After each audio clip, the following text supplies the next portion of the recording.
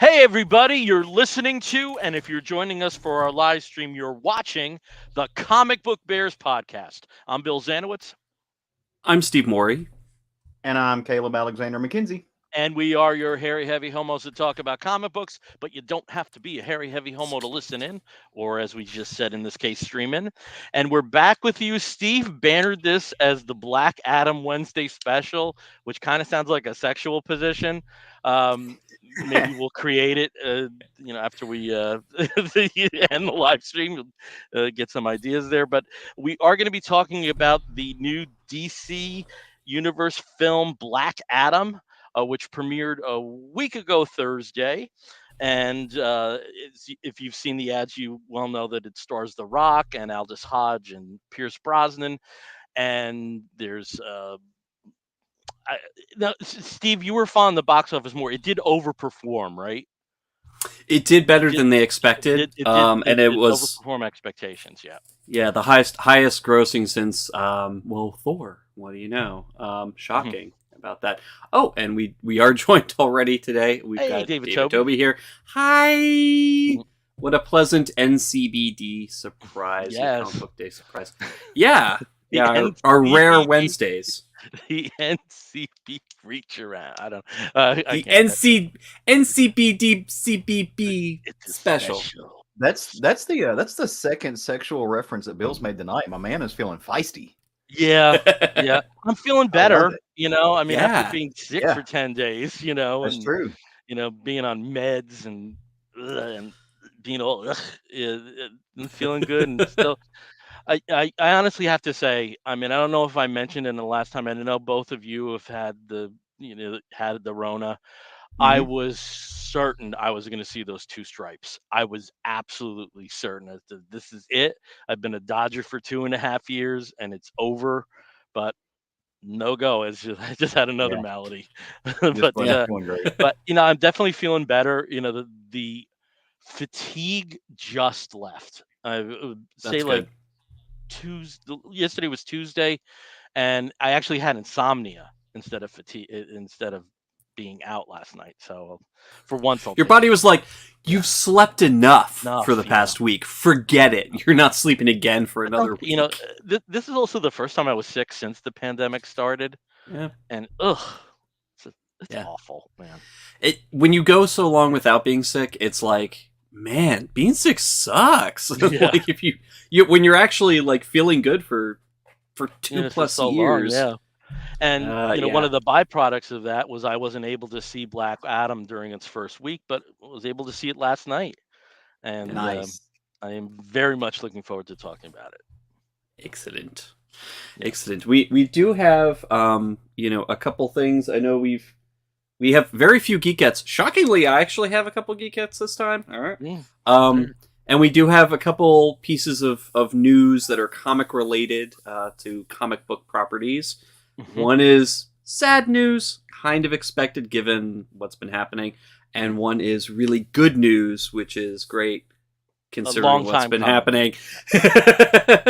So, And it's kind of fresh and did you- breaking. Yeah. Absolutely, very fresh, very breaking. So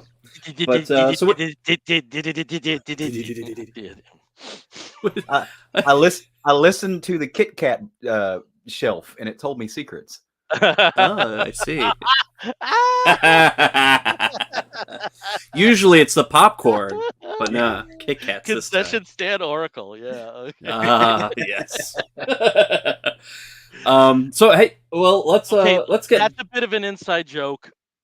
The likelihood of this getting back to somebody is very much nil, but there's somebody I know that works for a movie chain who consistently posts rumors that never come to pass. And even when it is news, he makes it sound like it's an insider news. knowledge. Yeah, where it's like, no, there's news articles left and right for the last 8 hours on this. Deadline posted that. Our Variety. popcorn oracle is that's what our reference is to, because we don't want to be like all precious and like, Speak for yourself. I always want to be what precious. we're talking about. But it's yes, that is true. And Caleb, you are. You are precious. okay. All right, Steve, take us through it. So do you want to do the good news, bad news, or do you want to do Geek Gets first? Let's do Geek Do- Gets. Yeah, let's do because Geek I Gets. want to see, So because you never have stuff so I that you actually know. do. That's like wild. I know, and you're going to be so shocked. So I'm one of those weirdos. I love shopping, food shopping at Aldi's and Lidl, which are two German supermarket chains that have expanded all over the place, mostly into the U.S. And we have both in town. In fact, we have multiples all over the place. But one of my joys of shopping there is every year about this time they come out with their Advent calendar explosion. And there's so much. I mean, they've got the wine calendars, they've got the beer calendars, they've got 50 billion chocolate calendars. This year they've got Hello Kitty and Polly Pocket and Hot Wheels and a bunch of other things. But one of the Is fun the ones Hot that Wheels is the Hot Wheels like 12 cars? the Hot Wheels one is only 8 cars and 16 accessories that are sort of like little Ah, things that kind of go with the Hot Wheels theme or that's a Christmas good theme. gift for someone I know. So Yeah, someone like yeah, someone like that guy. I would have Just immediately because jumped on of it. somebody who's not among the Who's not? Trinity here. Yeah, no, Yes. the Troika. The Perestroika? What? But the yeah, Perestroika.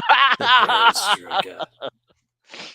Yes, all the That was comrade sick. bears. Shoot. Um, but they have a good selection of Marvel, mostly Marvel. So they don't have any DC ones, unfortunately, but they do have some Marvel themed ones. They've got a 24 storybook one that's enormous. It has 24 little storybooks of all these different Marvel heroes.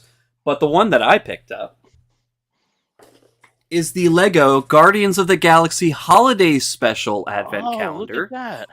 Where you Awesome. get 25 different, different little Lego sets that you can put together, and they're very small. So they're either a minifig or they're just sort of like a, just something that kind of goes along with the theme of the special. So like you can make the stereo, you can do like a little food thing, a little cassette player, just some interesting stuff. And again, there's 24 of them, so 24 days worth of little I'm gonna Lego kits.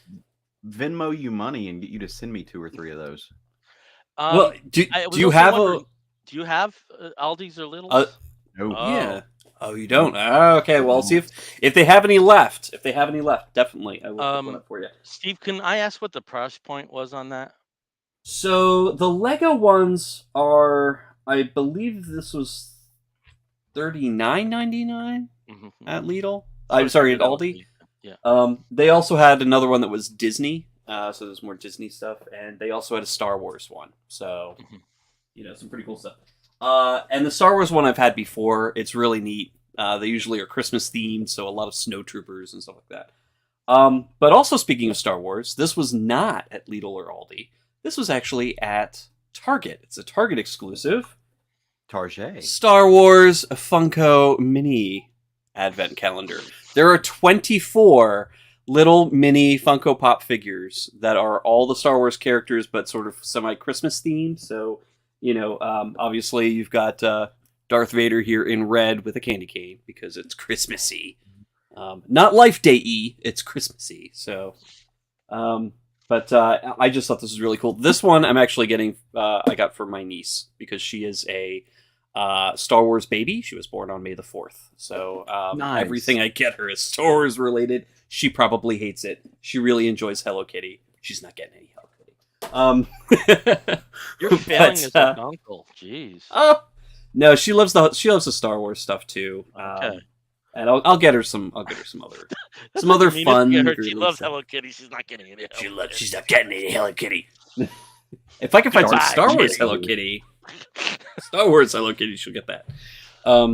But no, I just thought those were pretty cool. And again, you can find all sorts of really interesting advent calendars. If you're into that kind of thing, you do not have to celebrate the holiday to just get, a set of 24 toys just for fun.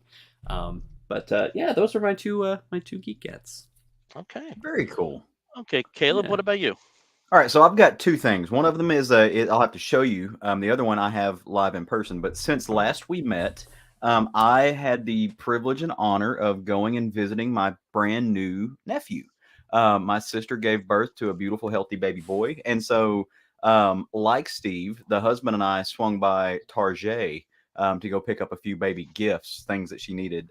But while I was there, out of the corner of my little eye, I looked over and I saw a little plushy Hulk that is. Oh, I I don't know if love you can that. see. It is about 4 times the size of my nephew.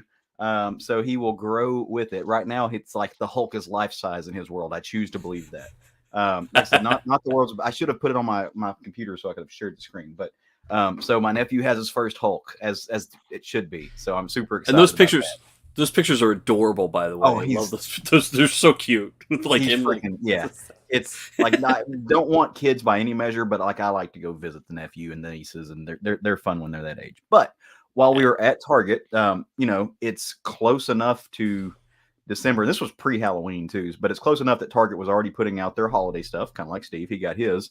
So I'm walking by and I see let me back up. Roger loves nutcrackers. We have a lot of little nutcrackers that we put out for Christmas, and I see this guy just hanging out at Target. Just that being a little nutcracker is nutcracker. so gay. So so I gay. picked it's 2022, so it's a nice little addition to our holiday themed thing. So I got a little Pride Nutcracker. So that's Cool. going to be a That's fixture in awesome. our home for a little bit. So, but that's my Geek Gets. Not a big week. Super slammed at Yeah. work. Didn't get a chance to go do much. So Yeah. And that was again, what I it's got. only been 6 days since we last. Yes, yeah. Oh yeah, it's been a week. So Usually, last time was a month. yeah, But for this we've week, got hello, Tony hey, Tony. Gilkinson. Hello from Minnesota, Yeah, Tony. Tony is house sitting in Minnesota. Oh wow. So that is. I love Minnesota. I love being there. It's cold I only up got there. one Geek Get, which are like they're two of the same items, but we're talking about the holidays, and as Caleb mentioned, we're transitioning out of Halloween, transitioning into Christmas. So some of the Halloween stuff is dirt cheap now, Like and the I candy. just couldn't pass up. I got these flashing pumpkins, and they're glitter, Nice. and they were really cheap. I'm trying to cheat them out, and like I'm failing spatially here. Let me that way. There we go. Um, so if you can see them all flashing, and they were glittery and gay, and uh, you know they'll be out Awesome. on display next year. That's about my only geek get, but happy I Speaking got them. speaking speaking of Halloween, how was everyone's Halloween? We were pretty good with the kids. Yeah. Yeah, they took about they took um, about 4/5 of our candy. Okay. We had Oh, we good. had about 4/5 of the can. We had about a fifth of the candy that we got left. Very cool. That's cool. Yeah. Um, Yeah. Steve, how was your Halloween? Well, we never get kids coming back to our house because our house is really far set back, and we don't have any sidewalks in our entire neighborhood, so it's all basically kids in pickup trucks being driven around from house to house, and only the Yeah. houses where all the lights are on, and they're right at the road, so we never get anybody. But the Saturday before, we had the annual Halloween party from one of our best friends. In Charlotte, she was hosting for the first time after COVID, and it was a great party, a lot of fun. Got to see a lot of great people and some really cool costumes. There was some everything everywhere all at once. People in costumes with like the hot dog fingers. It was just really great. Billy from Hocus Pocus. Just a lot of really fun stuff, and of course, some kids were also there to enjoy the festivities. So it was a pretty cool time. Very cool. Well, Mm. Raj and I, it's a similar experience. We live up on a hill. It's a heck of a trek to get to our house. So we very rarely get trick or treaters. But the night before, or the weekend before, I should say, our friend has a joint birthday / Halloween party. It's a costume party. So we got dressed up as little, I don't know, mermaids or sea nymphs or wood lice or something. I don't know. But we were just bouncing around. So we had a great time though. So it was festive and fun. It's the first time we've really gotten to enjoy Halloween in about 4 years. So I was Yeah. excited. I hope I I mean, get with to your join guys' in next schedules year and because Yeah. was home watching Universal monster movies. Hey, which is pretty freaking cool. No, Because you it's were watching not. some good classics. I really need a Halloween party. I really, and you guys know, like, the big holiday for us is New Year's Yeah. Eve. Yeah. Yeah. Every year, our friends throw a huge party, but nothing for Halloween in ages. And next year, I want to go to a Halloween party. Yeah. I think. We just got joined also from Benji Games 2 over on the Twitch, who's also just out of Charlotte. So cool. Okay. Thank you for Hello, Benji regional Games 2. people. Awesome. Regional people.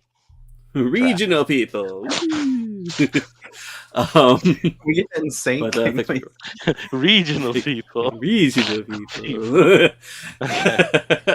But yeah, no, thanks for joining. But yeah, I mean, I'm not a big Halloween person, but I do love Halloween themed things. So it was there was plenty to watch, tons of horror movies. Just this is crazy year for horror TV, horror movies, horror everything. Yeah. And of course, Dragula Titans started last week. So if you like horror themed drag shows, Dragula is back. So yeah. Yay. I was today years old when I found out about that. Yeah.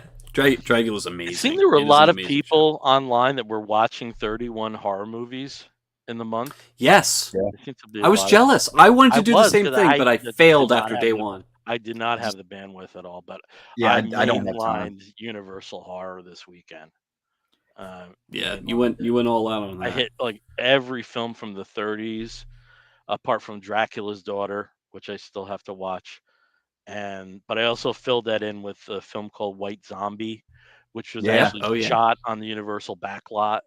So it's Mhm. and it has Bela Lugosi in the lead, so it's kind of in that frame anyway. So I covered my bases. Similar. I didn't get to watch my favorite, but I hit Rocky Horror, which is something I try to watch every year. Roger and I watched Hocus Pocus and the Hocus Pocus 2, which was really cool. I actually appreciate it's always great seeing Bette Midler do her thing. And so that was nice. But I didn't get to watch, and I try to watch it every year, so I'm going to try to do it actually this weekend. The original Nosferatu, the Max Schreck black and white. That is to this day the most terrifying thing ever committed to film. Caleb, love it. have you seen the colorized scenes?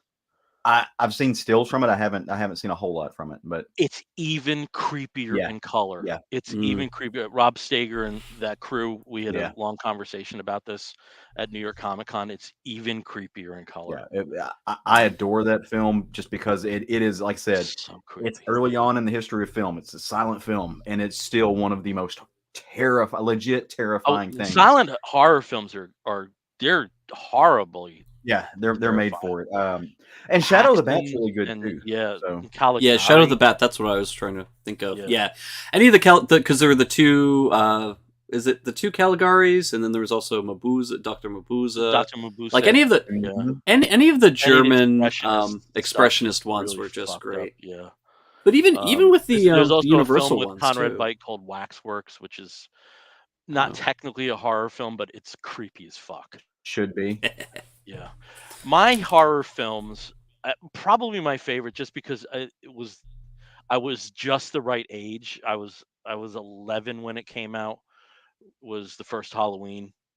Yeah. Mhm. That's in a stratosphere for me. The movie that terrifies me the most, and it's not that it's like exceptionally gory. It's just there's a tone to it. Is a film from the early '70s called "Let's Scare Jessica to Death," and the thing is, it has that that '70s washed out Mhm. like filters that were very common in a lot of dramas then, and it's such a creepy film. Ooh, I was like, ugh, creepy. Well, speaking of like things that are not necessarily Halloween themed, but are media themed. Go ahead. Trying to make that transition. Yeah, it You worked. tried. No, don't You- Didn't work. You know what? You did You it. were there. You You were there. lived. You know what things you can also see? Something different. Yeah, no.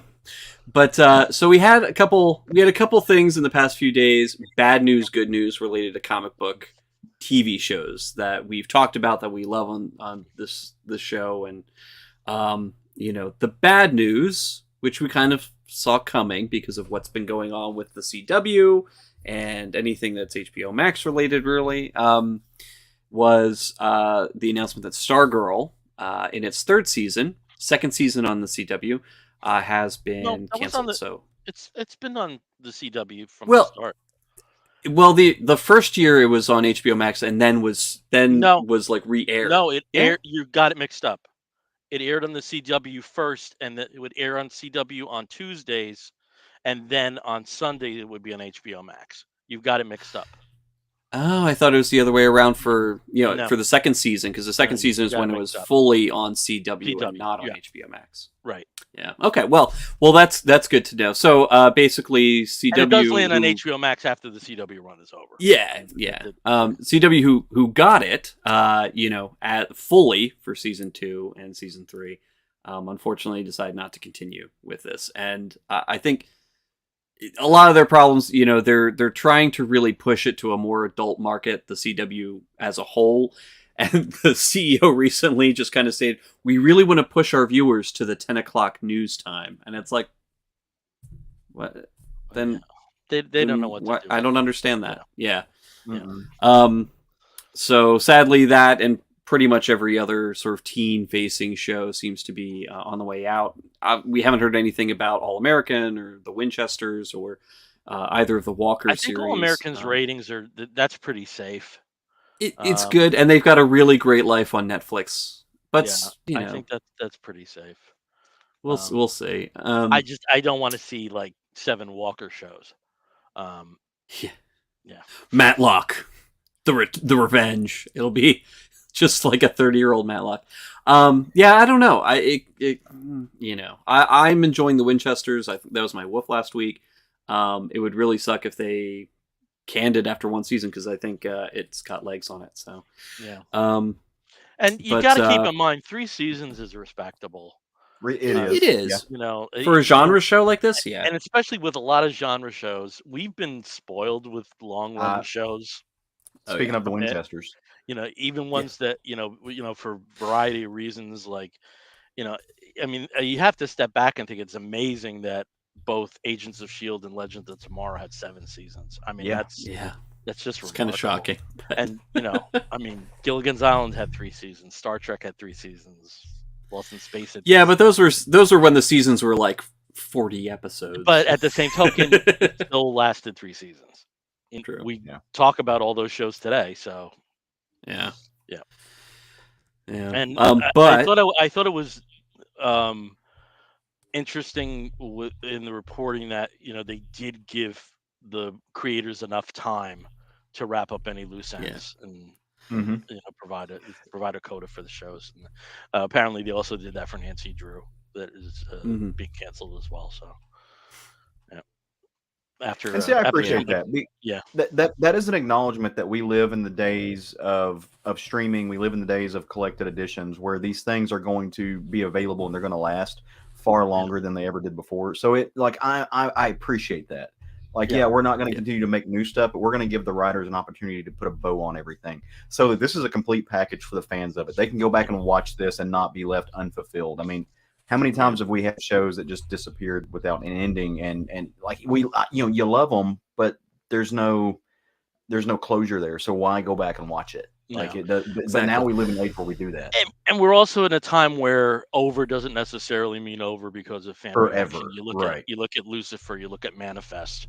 These are shows that were dead that came back to life, and because of fan interaction and because of numbers when they do move onto a new platform. So, we are in a very different time than in the past. So, and that's and that is. Oh yeah, happier news. Literally minutes before we got on the air tonight, I saw a post and I checked around and made sure it was true. But Sandman got verified, check marked. It's going. Season 2 of Sandman is happening. That's the extent of what I know.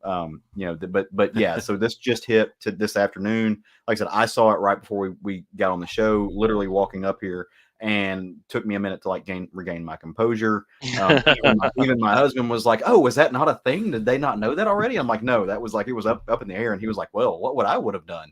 like who do I need to talk to about that? But we are getting Sandman season 2. I am ecstatic. Cannot wait to see where they go with it. I loved season 1. Like I thought season 1 was fantastic. It is one of my favorite first seasons of any show ever. So I'm giddy. I think what's next up for the storylines? I mean, we've already covered Preludes and Nocturnes. We've covered Doll's House, and a few of the stories. The additional stories from Dream Country. Do you think we're going to go straight into Season of Mists? I think they're going to go as close to sequence as possible. Yeah, good. Yeah, I'm think that, and I would love to see them complete the story, which they could do in 4 seasons. Yeah, which they could do in 4 seasons. So I'm curious to see how they handle Wanda.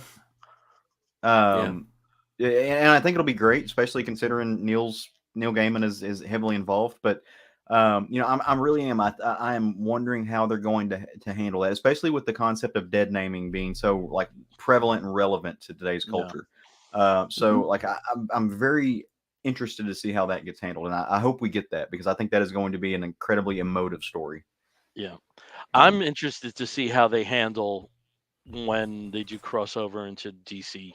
Yeah, which we would have coming up with Element Woman and with Prez. I'll be very interested to see how they handle that. That Prez one shot. I think that's one of the best single issues of really any show, or of any series. But with I think Prez, I think they have a little bit more leeway because it's not a superhero character. You can kind of play with the idea of this sort of product of the 70s, very, very particular era of DC Comics. But with Element Girl, I'm not sure what they're going to do, because when they have had DC superhero references, it's been as dolls in the background, or just a throwaway line. But they're not in a continuity where superheroes are real. And the one I cannot wait to see what they do is Ramadan. I cannot wait to see what they do. Such a beautiful story. That. I mean, it's then I talked about this at some point with because that's like $170 million hour of television in my head. Well, they could animate that, and no, because the impact when you have what's effectively the last few minutes when it moves up to the current day, you're not going to get that effect if you go from animation to live action. It's just not going to happen. So where they did it, I think they'll be perfect. I mean that was perfect, but. Some of those things, and then oh my god, when we get to the wake, oh my god. Well, but with Ramadan, I want to say this: like the show had its faults, but the American Gods did some really cool stuff with mythology and going into landscapes and stuff. So we've already seen that shows that Neil Gaiman has his hand in will dabble in that very well. Some of my favorite scenes from, like I said, I didn't follow it all the way through. I fell off of it, but there were some scenes in that show where they were showing history, they were showing the past. Fantastic job, and it was live action. So I have faith in it, and like I said, it's going to be expensive, but it's making them money. So I mean, the tree where they left it in the end of season 3 of American Gods, when they canceled it, was the tree. Basically, just gorgeous work that they've done on that show. I'm sure Sandman, with a much bigger budget, can really pull off a lot of American stuff. Gods did the most amazing thing, and that made me like Kristen Chenoweth. I mean, that's a superhuman feat in and of itself. Because I can't conceive of anybody else in that role of Easter. I mean, she was, talk about perfect casting. And, I give my hat off to that, because that's a tough road for me. So. Okay. Wow. Well, last but not least, and this is probably the most important news of the night, and we shouldn't have buried the lead, but my brother Bill informed me the other day that, and guys, this is thing you're gonna, like, it's going to be chiseled in stone. Apparently, Gargoyles got over 100,000 pre-orders. Yes. So that's that's bigger than Sandman. And that's like before. That's wild. That's like there's still some time before final Yeah, cutoff. no, So Oh yeah. that's looking good. I I would can't not tell be y'all how. surprised if there were a lot of people buying 12 to 14 covers. So I would Well, not be surprised. Why am I feeling attacked? Yeah. Why? That's not, I understand that. And um I in told my very rare local cases, comic shop. yeah. I told my LCS like if you get the chance, order covers. I'll give me one of every cover. Yeah. yeah. So I've And already told them. I was Dynamite, like, apart from the sketches and the virgin art, yeah, they're basically their price point's basically the same yep. for almost all of them. So that's nice to see. And I used a little bit of like comic book culture nepotism. I've already told Tony Fleece, like I was like, hey brother, like if I don't get this, I need one of your comps. And he's like, I got you. So Tony's gonna take care of me. It's Yeah, like yeah. And That's we were awesome. trying to get to the bottom of the Drew Moss sale. Because if that cover went for what was it, 350? yeah, it was like That's 350 really bucks low. That's a for low a for any cover. cover, Yeah. but something like that. Oh my god. Well, I've seen indie comic covers go for like twice that. It's yeah, a cover. yeah. Huh? For like a So nothing book. yeah. Yeah. Sort of thing. Sorry to say, but a Yeah. nothing book. You Yeah. know. Anyway, sorry to derail. I just thought that was Yeah. I'm gonna rep my No, book. that's good. Okay. That is Well, good. the name of the show is Comic Book Bears. We should be talking about comic books, but And bears. we got some other stuff to talk about. Got a But it's movie. all comic related, and I'm gonna go over and throw this over to Steve because he's our movie plot guy, and let's talk about. Damn it! Let's talk about Black Adam. Over here, tickled. So Black Adam, which is the latest DCEU movie, and of course the history on this one is kind of it's been in the works for a while. Dwayne the Rock Johnson That, has that's been why you trying to saw get New this movie Line Cinema made. on it. Jesus. Yeah.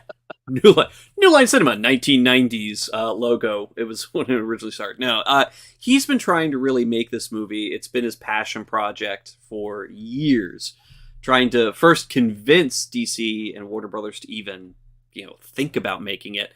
And it became more or less a done deal once Shazam came out. The first Shazam film came out, and he was like, "You can't say no to this one now." And so it's been several years. Obviously, pandemic delayed a little bit, but we finally have the story of Black Adam, or at least the first film in what I'm sure The Rock is hoping will be a storied franchise.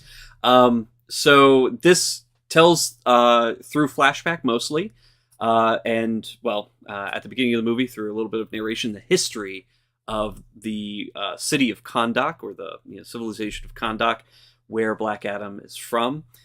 Basically, an evil king 5,000 years ago it discovers Eternium, which is some mystical or powerful element that they can use to capture the spirit of demons, especially in this crown. And so he tries to have enough Eternium mind by enslaving his people to get enough to have this crown that will be infused with the power of demons and allow him to rule over the world.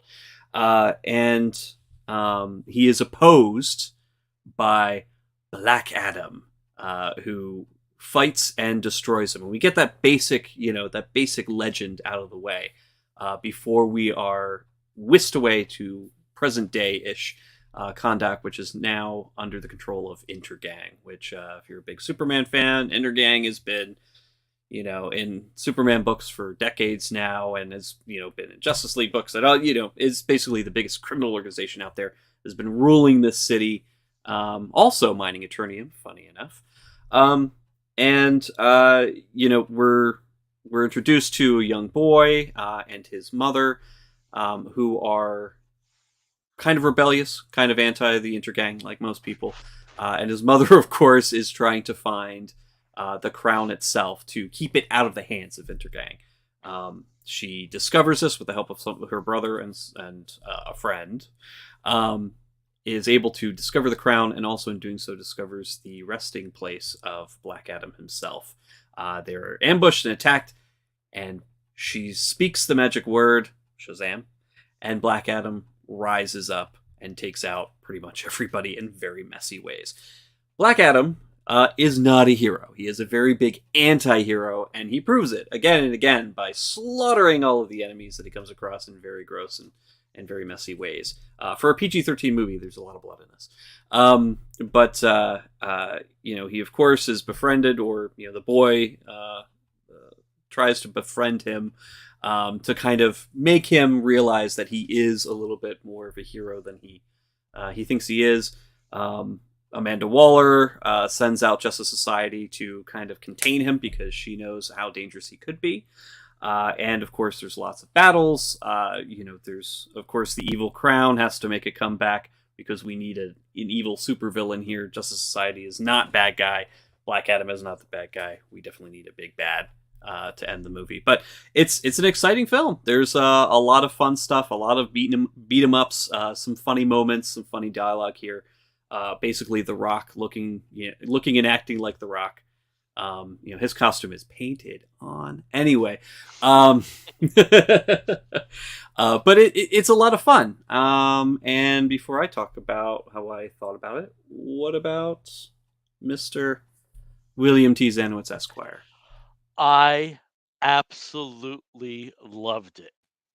It was a popcorn film through and through. Don't look to this film for witty dialogue that's in a stratosphere. It's like True Lies witty. I mean, like repeated repeated fragments again and again that maybe were funny the first time get less funny as they go on, but that's an action film. Um, The Rock was born to play this part. Yep. Yeah. And I'm sure it's been interesting to see how how he stuck with this, because if you look Mhm. through the development hell, I mean, he was involved with the first draft of the script Hmm. in 2004.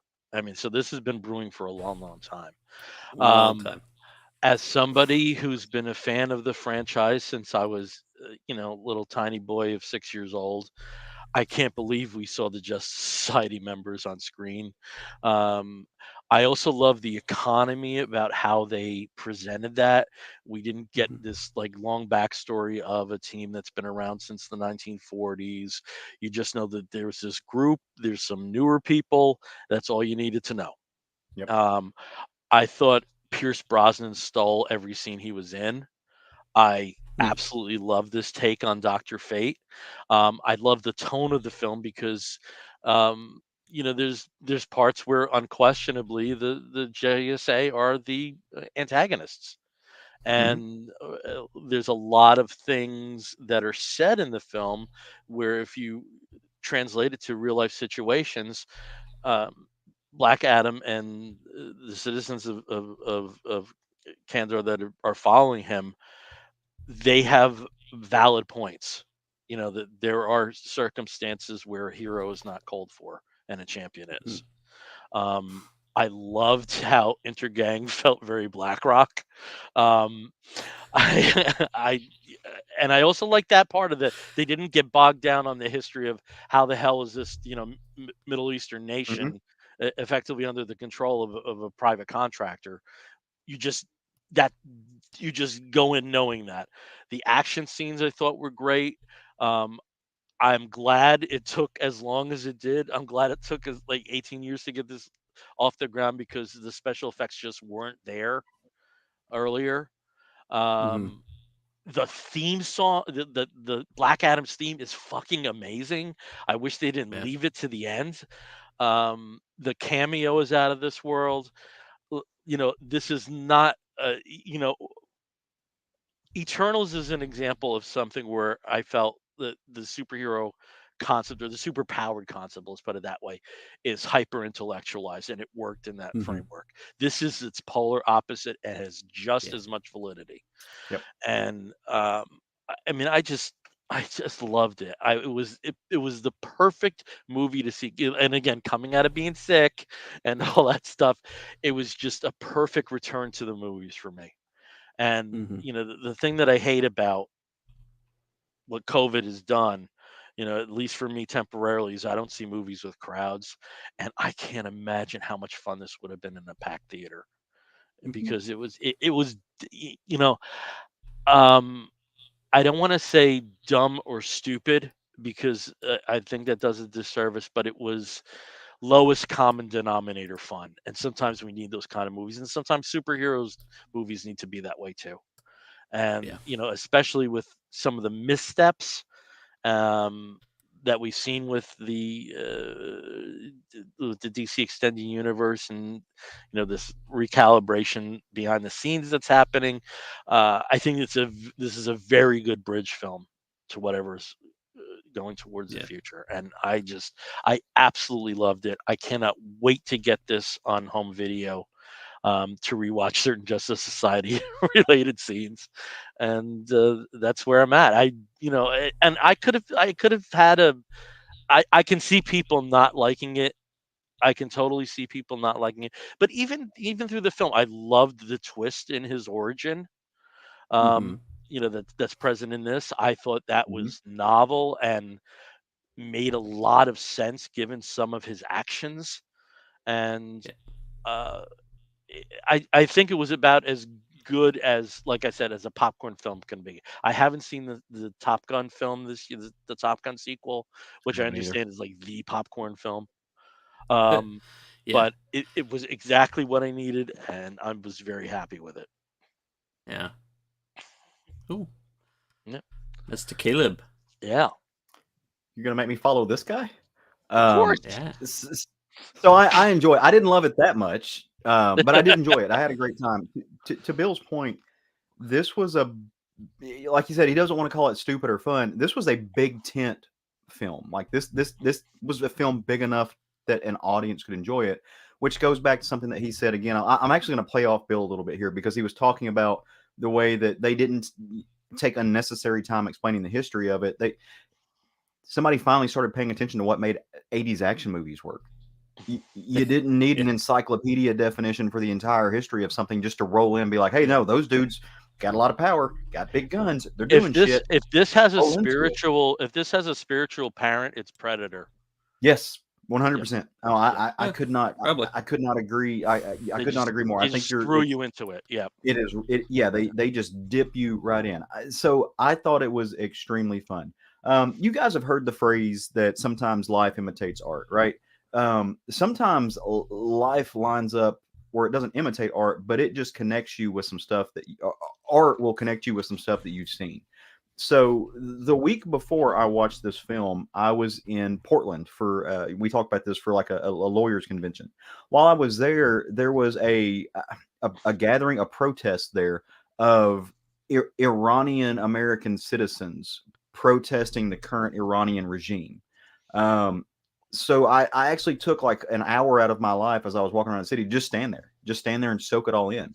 Listening to some of the people, what they were saying, talking about the way that that they wanted a free Iran, and then I go in and I watch this movie and I see the mother and the son, and I see the way that they are talking about their country, how they loved their country, how they appreciate their culture, how they want it to be better, and how they are taking activist motion as citizens of Kondak to make this change in a way that is against their own interest while they are there.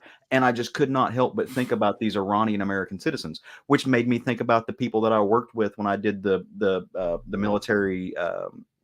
The job that I did, where we essentially trained National Guard soldiers, and I worked with a lot of foreign nationals. So I'm sitting here thinking about all of these sacrifices that these people have made, and all of like their inner angst, inner turmoil about how they want their own country to thrive, but they have to fight their own country to get there. So I was watching that, and it just put me into this mindset, and I appreciate it. I know Bill just said, this is not a movie that you need to overthink it.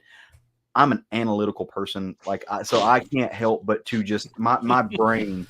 Wonder Woman 84 is a good example. Like I wrote a damn thesis about what Wonder Woman 84 did and why it was actually really cool that no one but me and like one other person agreed with. But it's just I can't help but overthink things. And this did that in a right way. Now, of course, the flip side of that is I worry in our current climate about these types of films where dictatorial actions are praised, right? So I look at this and I say, okay, we're taking a strong man figure who that is what Black Adam is, and we are propping him up and we are setting him over the charge of the country, and we're saying, hey, this dude is not into democracy, but he's going to solve the problem. So I worry about our current culture and our current atmosphere here in the United States about what this pop culture element means for the world, right? For the world that we live in, and for the audience, which this is for a very American audience, right? So I worry about those things. So I can't help but be hyper analytical about what this means for the world that we live in. That being said, I had a blast seeing one of my favorite DC characters, which is Hawkman, Yeah. on the screen. I take a little umbrage with the fact that he got his ass kicked every 5 minutes. That was a little like, but Yeah. Yeah. it was great seeing him. It was great seeing a good version of him. Like that, like Bill said, the Mhm. effects were wonderful. I absolutely adored watching him in action. I loved the fact that he was a black man, and that he was just doing the thing. That was freaking amazing. Um, I. I had so much fun watching Roger again, and a lot of this is through the lens of the fact that I'm married to somebody who hasn't read any of these books, who doesn't know these characters, and I like to while I'm watching the film, I like to watch him experience the film and just see these things click. And of course, we have the question and answer session afterwards where I get to explain these characters, and that's fun for me. I appreciate that we live in a world now where celebrities, to the extent that the power that they have, get latched onto these projects and take them on as passion projects, be it Ryan Reynolds or Keanu Reeves or The Rock, Dwayne Johnson, where they take these comic things, they say, no, we're doing this, and then they do it Mhm. like that. That to me is I just really appreciate that. I think it's incredibly cool that we live in a world where the people that are idolized, the people who everybody looks up to. Everybody loves The Rock. Like, it doesn't matter if you're the nerdiest nerd or like the dude at the gym who's like 350 pounds of pure muscle that's, Yeah. slamming protein. Like, everybody loves Dwayne Johnson. And he's like, no, I'm making a comic book movie and it's going to Yeah. be comic book cool. That to me is great. And I can see this version of Black Adam being the Black Adam that was in 52, which is one of my favorite stories of all time. Mhm. Like that is pure, like that is one of my top tier DC, that and Swamp Thing are like the pinnacle of DC to me. I love that story, so I can very much see that that character in here. So the love for the source material is there. If I had one complaint, there, whoever scored this movie needs to just like turn it down a bit. There were moments. So there were like I generally like the score, but there were moments where it was supposed to be quiet conversation, quiet, impactful dialogue, and then they just put like the action music in there, all behind it, and it made those moments where it should have been like it brought the level down to make you hang on to every word. It just took me out of it. So like that was my one Mhm. issue is the needing to be more for lack of a better word, conservative with the placement of the music and the background music for it. That's the only complaint that I really had. Other than that, I enjoyed my movie Hot Dog, threw some mustard and some jalapenos on it, and just watched the hell out of it. I would go watch it again. I had a Yeah. blast seeing it. So Yeah.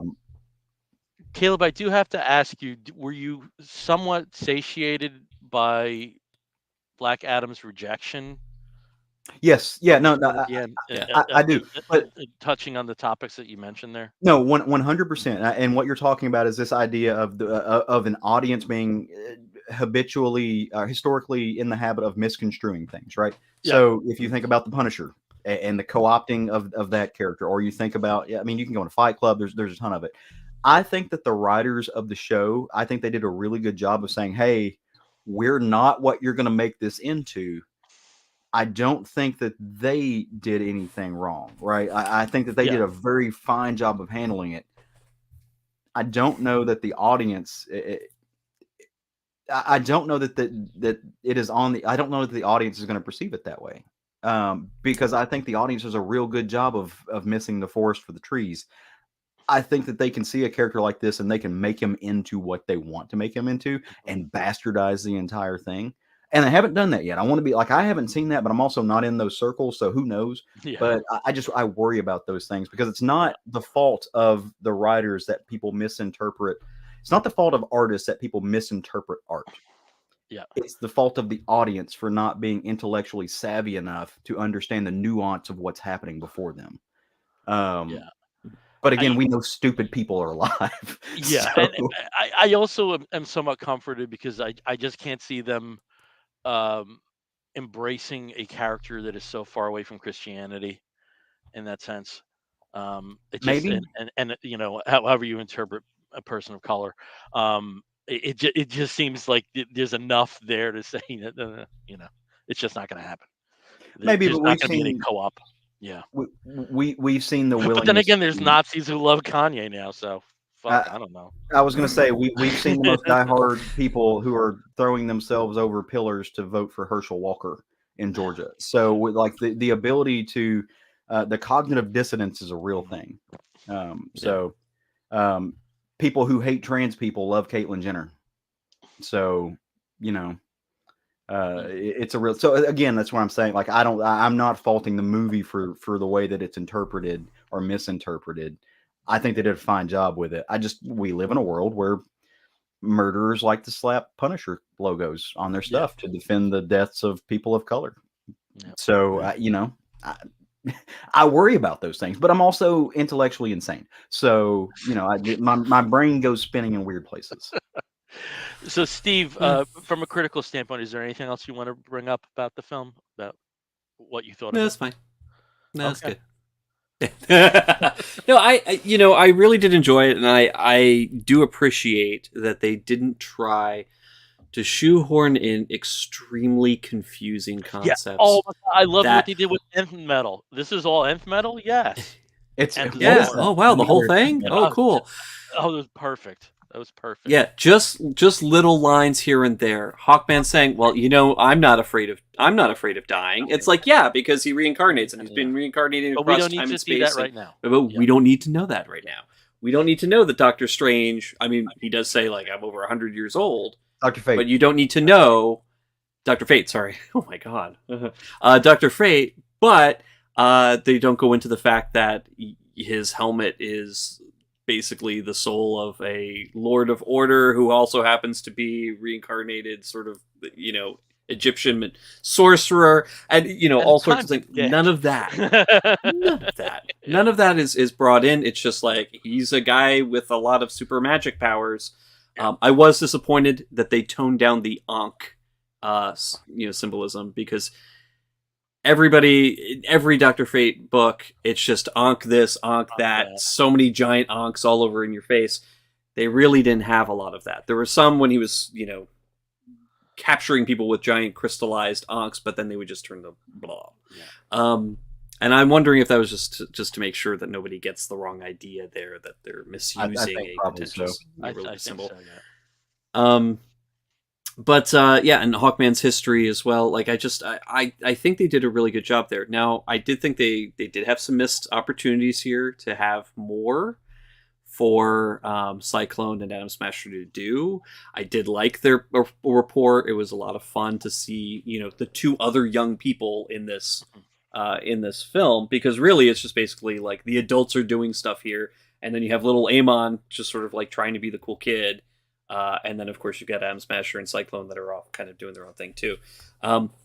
I thought the action was great. It was a ton of fun. Special effects were really fun. The cameos were it was fan service. And, Caleb, what you had said about, like, having these celebrities who reveal the fact that they are just absolute nerds. And they want to make these super specific characters. And they want to put them on the big screen. Like the Ryan Reynolds who, Ryan Reynolds is like hot for a lot of women out there from the late 90s, early 2000s. He was like sex symbol, like this is the sexiest guy ever. And what does he want to do? He wants to make a movie where the character is either completely covered the entire time, or when he takes his costume off, is covered in burn scars. Like, here's a man who is hilarious and decides to get the most smarmy, completely offensively rude character out there on the big screen, and he does, and it's a success. Twice. Same thing here with The Rock. He's been trying to make this movie for years. Black Adam's not the most popular character out there. Shazam is not the most popular, well-known character out there. And this is a Shazam villain who is also sometimes a hero in more recent continuity. But it's just like, this is a relatively obscure character, and here you go. Highest grossing movie so far this fall. And highest grossing movie since Thor: Love and Thunder in July. So is Black Adam the Venom of DC? Like, that just kind of clicked. Like, that's started life off as a villain, really decrepit. Interesting. Yeah, I feel haven't like really thought of that. I don't know if he has the cachet of a Venom. Because Venom showed up in everything in the 90s after Venom was created. And he's had but he doesn't have the cachet from a comic book standpoint. I think I would say the closest equivalent is Harley Quinn. Yeah. I think that's probably like a good comparison of a character that starts off in one, pretty, blinders limited conception, and then maybe Loki, maybe Namor, actually, Namor. Black Adam is basically the Namor. Which let's face it, The Rock as Namor would have been amazing too, but too bulky. He'd be too bulky, but I mean, who would say no to just seeing him in tiny? I'll look at Dwayne Johnson in Speedo any day of the week. I don't want to say that's not but he's too bulky to play. And now I'm just going to look. True. It's people in Speedos now. I really did enjoy it. I thought they were clever with that little ending. Well, with the mid movie twist on Black Adam's origin, like filling in those gaps that have seemed to be missing, and explain sort of his actions, explain sort of his attitude. And then also, the twist at the end, not the twist so much, but the fact that he makes a very clean break from Black Adam, the comic book character, and Black Adam, the film superhero, because in the comics, Black Adam did accept the throne of Kahndaq, basically remade the entire city, the entire country in his image, entire Middle East, giant statues of himself all over the place, and ruled with an iron fist with people who loved him. His people loved him because they were finally like, hey, we're secure, we're able to celebrate ourselves as Kahndaq people, and we're not being basically ridden roughshod over by Western colonizers or other Middle Eastern countries. So that was very different from the comics. I think that was a really big break from his character in the comics that gives him, I think, more of a sympathetic feel to a modern American or North American or European audience that are going to see him more as like leading hero rather than like he does some heroic stuff, but he's actually a villain. Right. And we can't really root for a full villain. Yeah, so, I'll agree that it's separated from the comics of Black Adam, but it's not separated from comics in general. We've seen this with Doctor Doom and Latveria. I think there were some very similar tones, and I think they've done a really good job of mapping that. And I appreciate that comics has tried to do this over the years, and just completely, like I said, completely from just an analytical standpoint, is looking at ways that these people, be it Doctor Doom and Latveria, Magneto, you can make an argument for that too.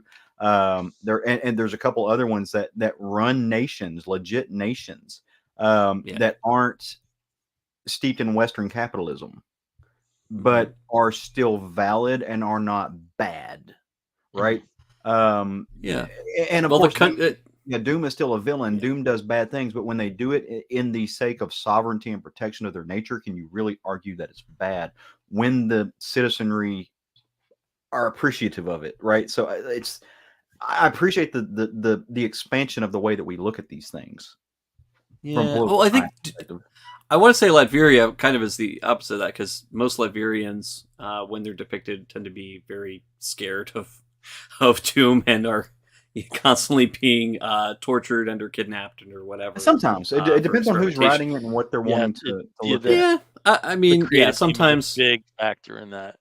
and a lot of times they're also being hypnotized under drugs, so it's kind of hard to like. I think that I do I do think you know the way Black Adam and Kondak are depicted is that it's more of a liberation for him. Right. So he's kind of like a Gaddafi figure to Libya, to Libya, um, where people at first are like, "Yay!" and then afterwards they're like, Like, oh "What's with all these shit. What bitches the you fuck keep did we hanging get around into? with that Yeah, shoot Yeah. people?"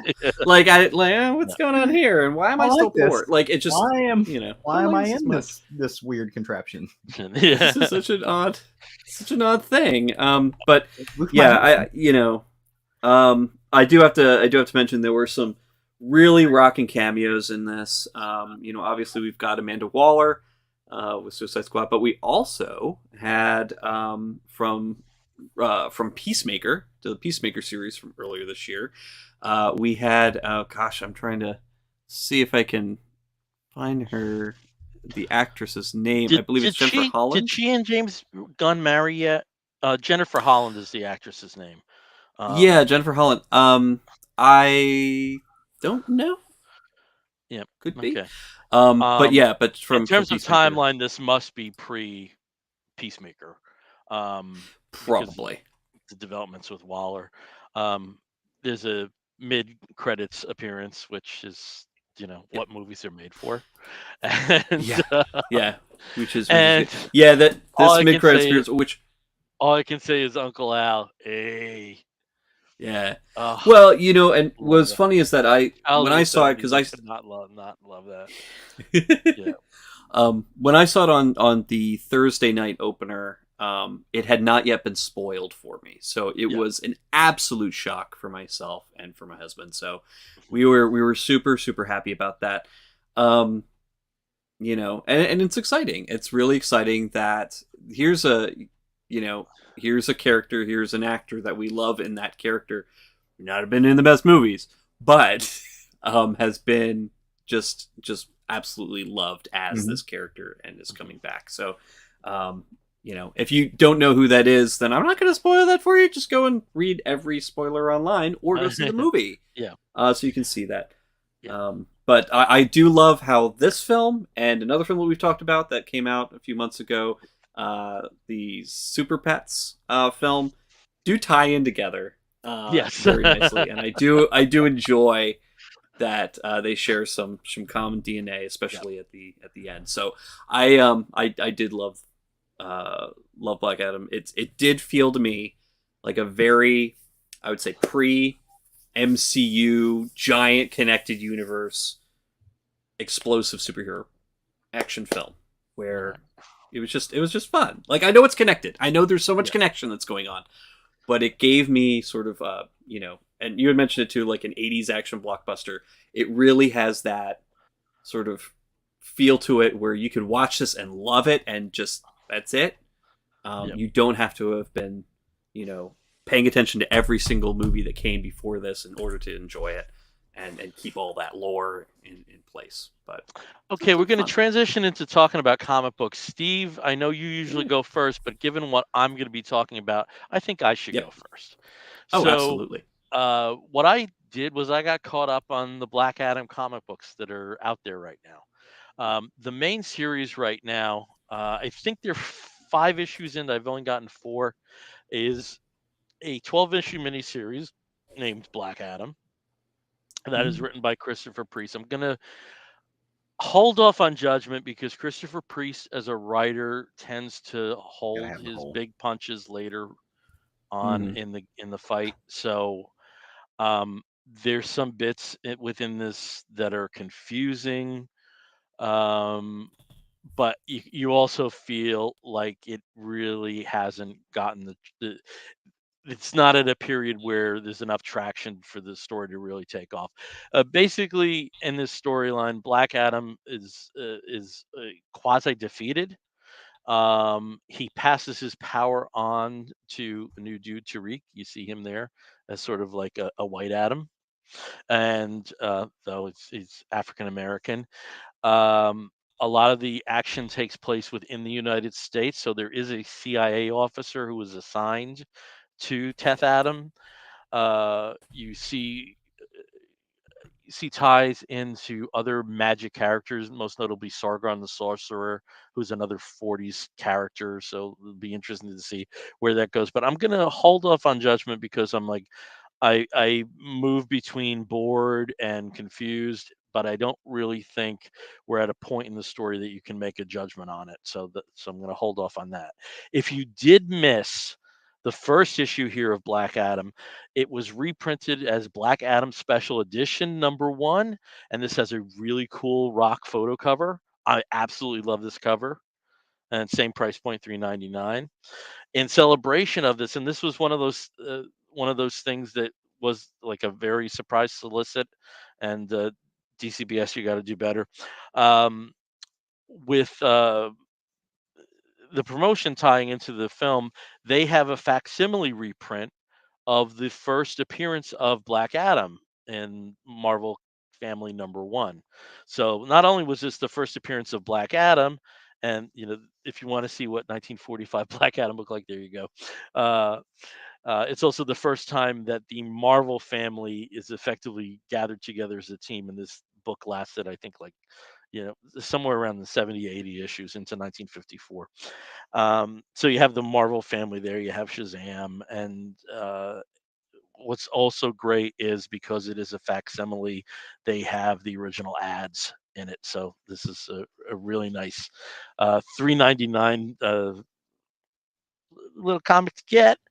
Um, I hope Craig got that. Craig, my former co-host of the podcast I yeah, used to do, Craig loves those facsimile editions. yeah. So I hope he So got his hands on that. and it's a lot of the facsimile editions are like kind of run like 7.99 Yeah. because they're usually the bigger 64 pages. This was 3.99.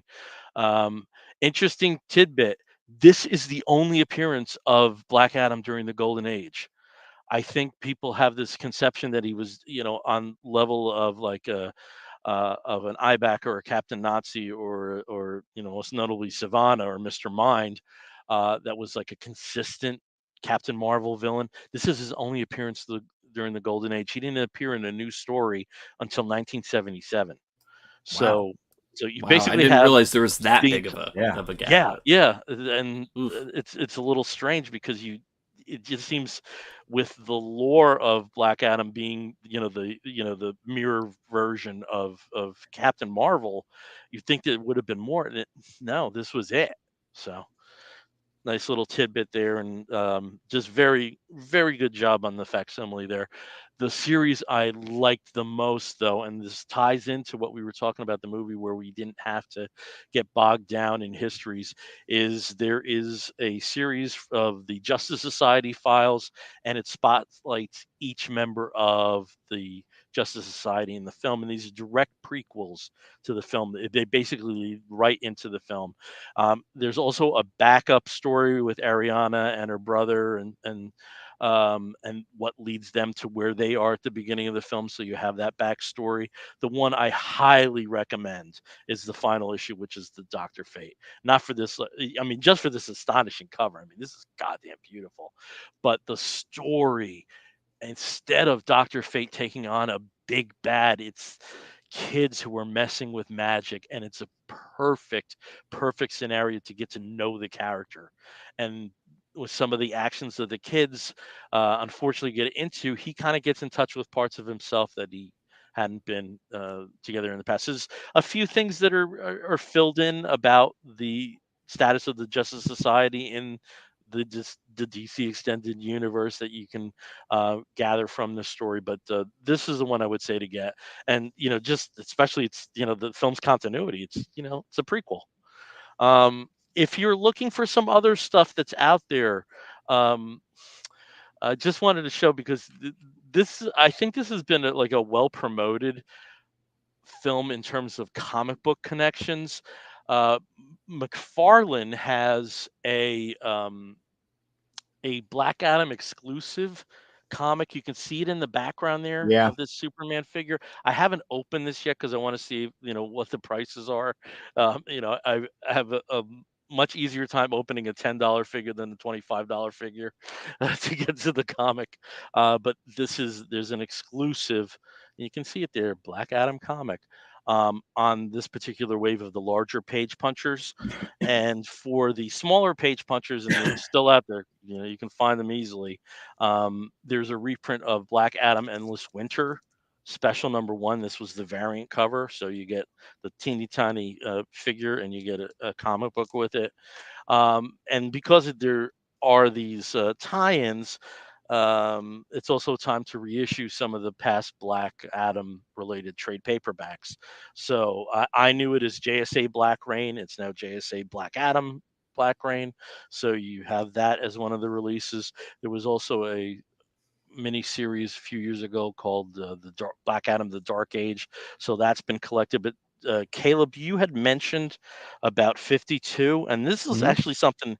If it is an interest, if it is a very affordable price point, I think I'm going to pick up.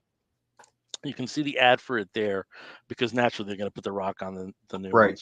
ones. Black Adam: Rise and Fall of an Empire, which excises all the Black Adam material from 52 Real okay. into one No, I'll single pick that up in a narrative. Yeah, heartbeat. that'd be interesting to see how that reads, from having 52 as a very particular type of reading experience. Phil, do Uh, you s- do you so remember who yeah, wrote do you remember who wrote the Black Adam Jeff parts of Johns, 50? Was that Jeff Johns?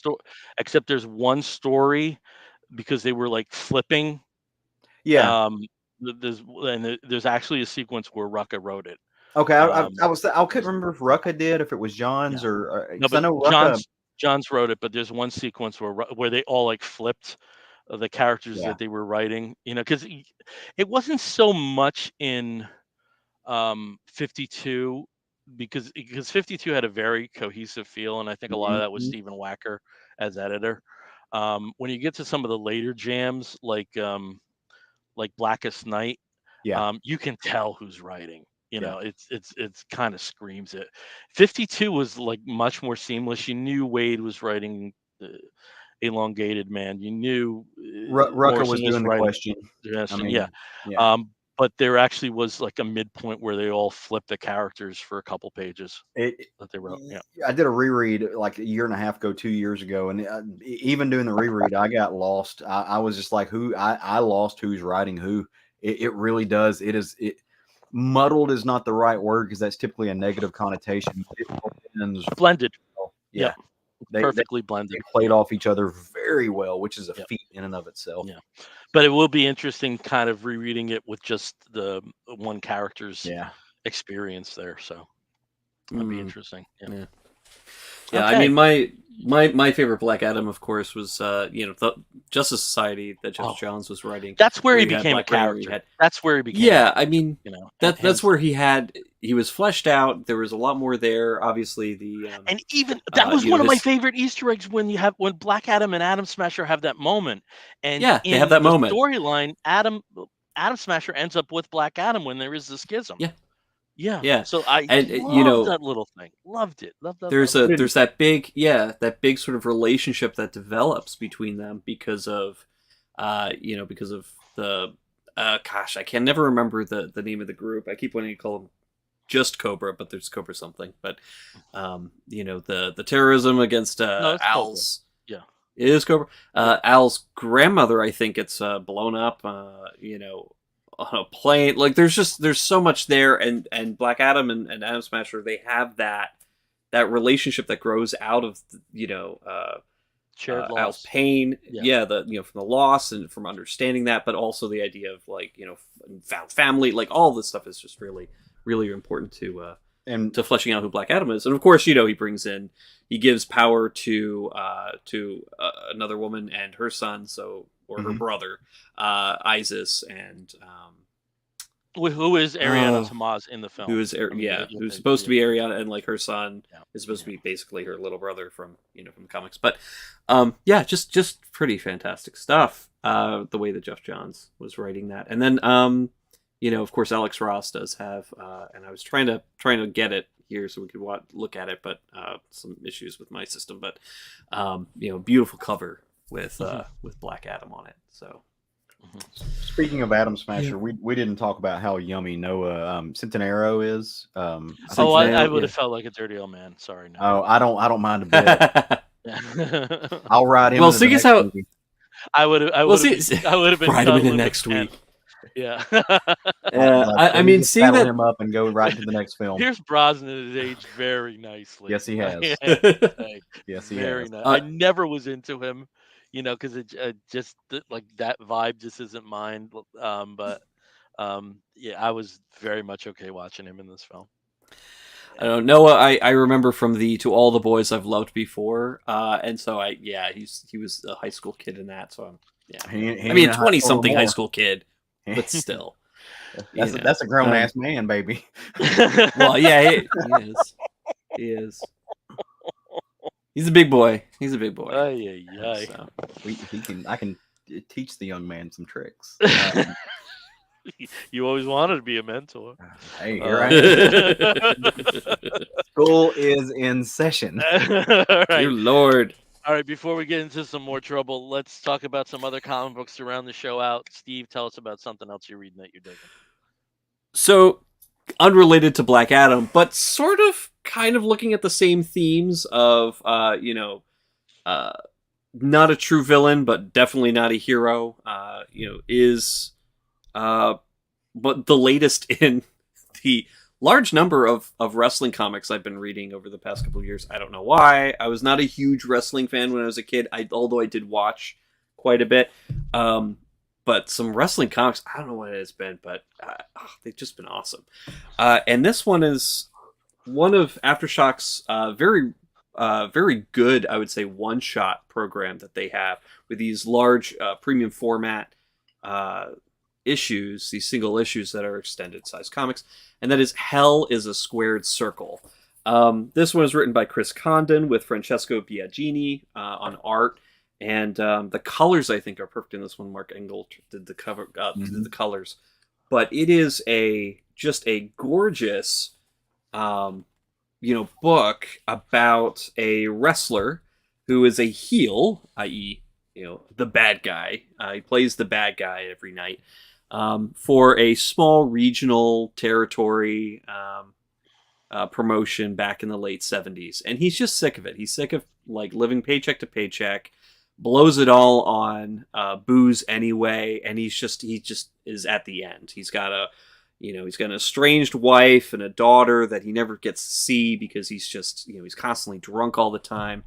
And he's just waiting for that big score. And the promoter, his manager, who's also the promoter, he's just not giving it to him.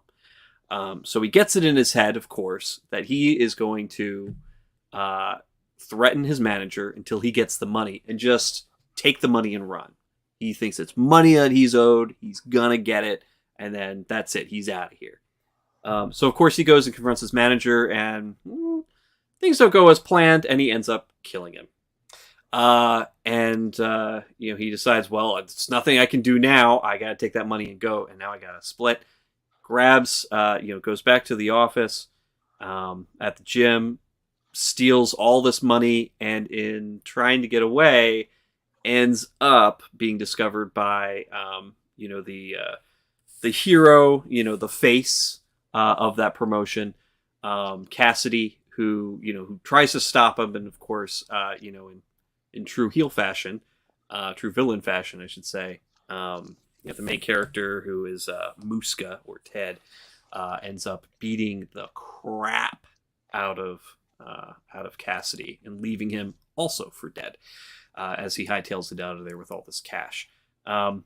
Over the next 10 years, it's kind of a blur. He spends it, he wastes it, he drinks it away, and now he's back to wrestling just to make ends meet and just to, survive day to day. But this time around, he's not so much the heel. He kind of goes back and forth, but he's more or less a face. He has some heroic moments. He's got his fans, and he's up in Canada, and things are going okay for him. He's making things happen. He's a lot smarter now than he was in the late 70s. But his past is catching up to him, and unfortunately, it catches up to him big time. And in a very much like a Twilight Zone or, Outer Limits or Tales from the Crypt kind of way, everything comes home to roost in this book. And it does so in a very, gruesome, surprisingly, almost demonic way. Sort of supernatural, maybe, maybe not. We don't really know for sure, but it's definitely there, and I think they just did an amazing job on it. This is a great book. It's a really good read. It's sizable. You get like a lot of comic for your a lot of bang for your buck here. It's $8. But Aftershock's been putting out some good ones, and if you are into wrestling comics, or if you're not into wrestling comics and you wonder why I'm talking about something like this, check it out. It's a good story. It's a great, great piece of art, and I think they did a really good job. So, Hell is a Squared Circle, Chris Condon, Francesco Biagini. Pick it up. I have a question for you, Steve. Do you think Sure. your enjoyment of that was in any way enhanced by the Dwayne The Rock Johnson co-produced Tales of the Territories documentary series? Which I have been loving, by the way. Although, interestingly enough, there is an entire series of YouTube documentaries also called Tales of the Territories that have been around for years that also dive into very similar territory. Definitely not as slickly produced, though. But Tales of the Territories, love it. Dark Side of the Ring, I've been pushing that for years since it started coming out. If you like anything like that, read this. If you like the show Heels, read this. I think this is really cool. Love Heels. If you like the movie The Wrestler, The Wrestler, yes. Have you seen this? Yeah, no. So this borrows a lot. So I read this as well, and I want to say it borrows artfully. It's not cribbing. It really is. It is inspired by. There are a lot of things from Mickey Rourke's The Wrestler that are in this book that I think is real. That are really, really poignant. It did a really good job of it. Also, if you have read Garth Ennis and Goran Suzuko's A Walk Through Hell, this is basically the love child of A Walk Through Hell and The Wrestler blended into one thing, and it's really, really well done. So just co-sign. Yeah, and I think I just read, it came out earlier this year, and I'm trying to think who put it out. I want to say it was AWA put out the Macbeth pastiche of I think it was the Bloody Cage or the Bloody Ring, and basically it was it was the same, like the story of Macbeth, but told through a regional wrestling promotion. That was insane. Now that was fully supernaturally inspired, very gory, very crazy, very well written too. So. Lots of good wrestling stuff. Read the wrestling really comics; is. they're great. Do a powerbomb. Absolutely. Is fantastic. Yeah. So, all right. So, well, I will pick up the torch here and run with it. So I had the opportunity to catch up on a bunch of comics this week. I've been kind of plowing through them, and it's no secret. The last couple of years, one of my favorite series over at Marvel has been Strange Academy. I think it's a super fun exercise in introducing new characters. Scotty Young and Humberto Ramos do an amazing job. Edgar Delgado is flawless as far as I'm concerned. It just is a really fun story, young, adventuresome, and the premise is that it takes all of these different magically inclined characters, young characters. Doyle Dormammu, the son of Dormammu. There's Zoe the zombie. There's just a bunch. There's a couple of Asgardians. There's everything. All of these magically inclined youngsters are brought into a school that's previously been helmed by Doctor Strange. He was the administrator, but they've got professors. They've got a couple folks like Scarlet Witch, who is my girl. She's one of the professors. Lots of these magic characters, and they're just teaching the next generation of magic users. Well, at the end of what I would call volume 1, I don't know how they're separating this. I'm assuming it's by volumes, but there was a rift. So there was an issue with a youngster who his magical powers did not actually come from himself. They came from a jacket, and the jacket was actually a demon. And he got into some trouble because of it and was kicked out of the school. He got expelled. And so half the students were like, this is bullshit. Revolt. And then the other half were like, but he had a choice. So, so when this is the Strange Academy Finals #1, same creative team as the original series, it opens up. Half the students are hanging out in the dark dimension. That's where they kind of escaped to, which, why? That's like sounds like a terrible place to go. Um, Let's might vacation be, in the negative zone. yeah, all right. Like, What um, could go wrong? and I get what I like. These are adolescents, right? So they're like, oh, we can go here, and it's too dangerous. No one will follow us, and we're invincible. And it really is led by Emily Bright. She's like she's a magic user. She's kind of this main one, and she's really pissed off that they expelled um, this kid who really didn't, Calvin, it was his name, sorry, by the way. Calvin was a kid. He meant well. He just, he wanted to fit in somewhere. It's not his fault. His jacket was actually kind of a demon, right? So once he lost his jacket, when like his jacket started to consume things and he lost control of it, the gang had to jump in and defeat it, right? So here he is, having had powers and now stripped to nothing, feeling misplaced, feeling out of sorts. So he looks around and finds himself a bad habit. He actually meets this villain esque type figure. He's definitely a bad guy, but this dude named Gaslamp, who is basically a pusher. He turns him into a quote unquote drug dealer of sorts, and he sends Calvin out into the realm to basically peddle this product, and the product gives the taker powers for 24 hours, for just to kind of give you the scope of it. And so Calvin starts selling it.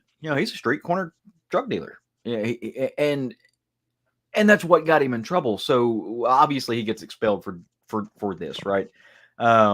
And in the midst of all this, Doctor Strange gets killed. Go see also Marvel. We'll just put in a little editor's note there, because Doctor Strange just finds a lot of time to die these days. It's just what he does. And so all of this has happened, and the score revolt is going on. But again, the ringleader behind the revolt was Emily, and her boyfriend is Doyle Dormammu. And issue 1 of the finals does a really good job of catching you up on everything without feeling like it's necessarily a recap story. So it is recapping a bunch of old stuff to bring you in, but it's also moving you forward. So it lets you know everything they're going in, and it also lets you know on the strife that these groups are happening. While the half the kids are over in the dark dimension dealing with being kids, trying to figure out what's going to happen, what their next move is. The other half is trying to move on with life as normal.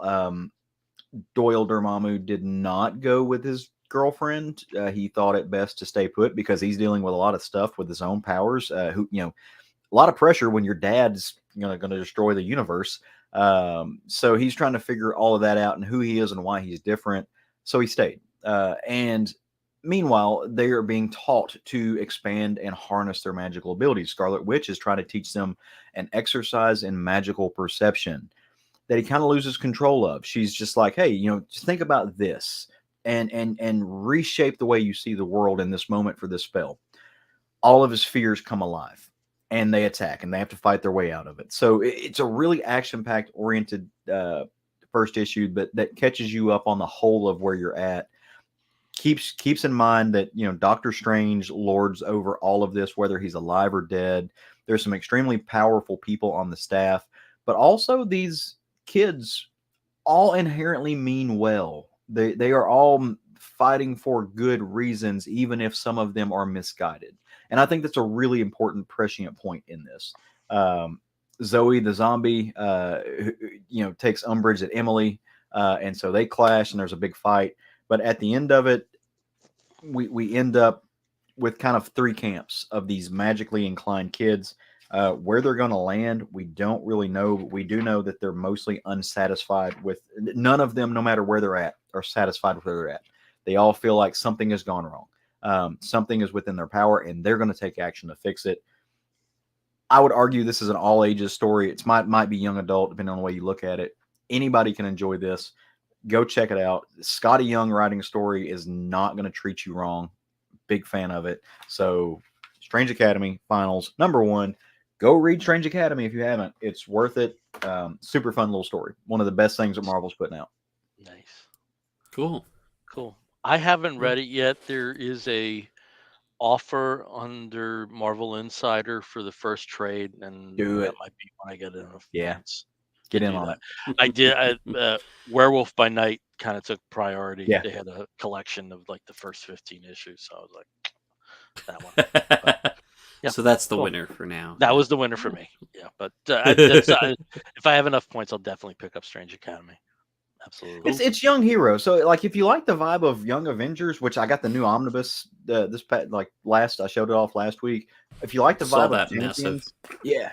Like it's got Yeah. that vibe, but it's the weird and quirky and the magic side of things. Mhm. So it's neat. Mhm. Like there's a fucking frost giant chilling around just doing magic frost giant things. And he Like just you like do. a first guy. Yeah. All right. Well, we're going to start wrapping this episode of the Comic Book Bears podcast up. And when we wrap an episode of the Comic Book Bears podcast up, we do so with a segment we call the Woofs of the Week. In the bear community, if you find a fella attractive, you woof at him. And we do something similar where we woof at what may be a comic book, maybe a TV program, maybe a charitable initiative, anything under the sun that we think you, fair listener, or maybe viewer, may be interested in sampling. I'll start as I always do with Steve. Steve, what is your woof of the week? Oh well, my Wolf of the Week is a comic. Well, it's a graphic novel. Let's just say this is It's not this a is comic, like the it's a graphic hardcore. novel. Oh, but this is a hardcore graphic novel. This It's not a novel comic has book, it's a weight. graphic It is a novel. good like 3 pounds. It is a tome, and that is the hardcover recent release. Actually, I think just last month of Kate Beaton's Ducks. And it is her autobiography, or a memoir of her time working in the Albertan oil sands back in the early 2000s, right after she got out of college. She went knowing absolutely nothing about what really goes on and how really what to do there. But like a lot of other Atlantic Canadians and people from communities that were kind of depressed, just even before the Great Recession, ended up going to the oil sands, to find work and get usually pretty good paying work up there in Alberta. And it's just very eye opening. She is not. She doesn't paint herself as some activist hero or anything like that, because she's a young person. She's right out of college. She doesn't really know any better, and there's a lot of things that, as an employee of a large oil sand driller, you're probably not going to get exposed to her a lot, or know. Necessarily may not be great for the environment, may not be great for the indigenous peoples who own that land, or as part of their land, and just a lot of the other situations that she finds herself in.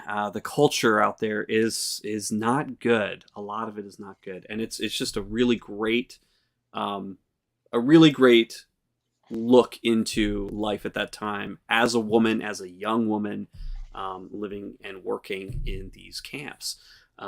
So highly recommend it. It is kind of pricey right now. You can get it on, an ebook for a little bit less, but I'd say it's absolutely worth it to pick it up. Kate Beaton's Ducks, especially if you know her from mostly her hilarious stuff, her Harka Vagrant, web comics, or the the really humorous historical comics.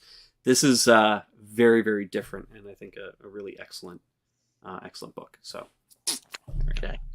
Over to Caleb. Caleb, what is your wolf of the week? All right, I'm going to channel my inner Tarantino and point you into some foot stuff. There is, well, you guys know I have gotten into the gym life in the past year. Like I love working out, love going to the gym, running, swimming, all of it. I'm just very into that right now. There is a shoe company called No Bull, Nobull, and they sell shoes that are geared towards people who are very active, be it whether you're trying to get your lift on and that's all you do, or you're running long distance marathons, Ironman and stuff. And so a buddy of mine turned me on to these, and so I went looking, and it turns out they have a shoe that is they are selling, and they have partnered with the Out Foundation to support its mission to remove the barriers that block LGBTQ individuals' access and participation in fitness, health, and wellness. 100% of the net proceeds, up to $250,000 from the collection, is going to be donated to the Out Foundation for the sale of their Pride collection shoes. I personally don't have mine yet. I have ordered them. I got the Pride mesh runners. They're black and gold. So super excited to get them in. They're made for people who are living the gym life. And the ones that I ordered in particular, they're kind of the in the middle of what they offer. So they are great for running, but you can also wear them when you're doing lifting, so squats and stuff like that. So they're kind of a great all-purpose shoe. But I thought it was really cool that I didn't know anything about this company, and then when I saw a buddy that I know from the gym, just a guy that I see in there all the time, wearing this pair of really cool shoes. His were like these flat-soled high tops that had rose gold roses laced into them. Very, just very noticeable. I said, "Hey man, I like those. What's the deal?" And he said, "Oh, these are Nobles. Go check them out." So I go to their website, and they've partnered with an LGBTQ organization to support LGBTQ folks. So I went ahead and ordered a pair. Can't wait to get them in, and can't wait to see how they feel. So that's my Wolf of the Week. No Bull shoes. All right, cool. For my Wolf of the Week, if you know me personally to some degree, you know that every day I post a single from my 45 collection Mm-hmm. as I'm getting it in order. My favorite single of all time was the 1972 single "I Can See Clearly Now" by Johnny Nash. There's cover versions by Jimmy Cliff and Hothouse Flowers. So there's a couple of notable cover versions, but there's nothing like the original. And since I was a little kid, this has been my favorite song of all time. And especially as we're going into the holiday period, and I tend to get very depressed. It's tends to be a song I return to very often. I could not find my original copy, which was a reissue. It wasn't one of the original um, 72 pressings, but I did find a 72 pressing to make up for it. So I have this. Can you guys hear me? Mm-hmm. Okay, I had a weird ding bing. So this is an original from Epic in '72. I can see clearly now. Backed with how good it is. Johnny Nash was also one of the first. Uh, I don't want to say Western artists, but American artists that kind of played with reggae a bit. So there's some reggae, or probably at that point in time what was known as blue beat feel to it. And with lyrics like "Look all around, there's nothing but blue skies. Look straight ahead, there's nothing but blue skies." It's a song that I can't not feel better after listening to. So it's held a very special place in my heart for a long time. I know everybody has a favorite song, whether they are in touch with what it is yet or at some point when you think of it, And I'm glad I've had that identification for decades at this point. And yeah, I got the real thing there. I got an initial release on that. So that's my Wolf of the Week. And if you know Cool. me, just keep tuning in because I post some really interesting records that are in the collection, and I haven't even gotten to the Sub Pop stuff yet. I've like the '80s imports. Oh my God, I got so many of them. So just keep tuned on that. It might be some interesting selections there to read about. While we're still on Wolves of the Week, I think it's important to take a moment to not acknowledge that today, as we're recording this, is Steve Ditko's birthday. So, amazing person in comics. But if we're going to send out Wolves on Steve Ditko's birthday, I'm going to remind you all to go, if you haven't gotten your copy yet, order your copy of our friend Zach Crucy's book. So, Journey Into the Mystery. So it's definitive Ditko. Right. You won't Mhm. find a better book on Ditko out there. So go check out his book. Yep. All right. And if you want to sample Ditko's work, please go to hamiltonbook.com. There's some interesting stuff that's on sale Yep. there too right now. Some weird stuff that's like long out of print that they've been collecting. Yeah, Yeah. some interesting stuff there, and some of it's Hmm. Ditko, like the Hawk and Dove Silver Age Yep. collection. So yeah, some good stuff. All right. We're gonna wrap this one up. Again, we are the Comic Book Bears podcast.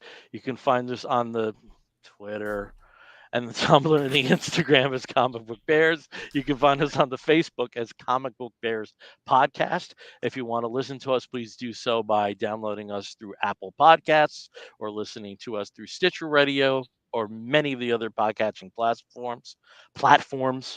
I've never screwed up platforms. Jesus, what a weird word to screw up.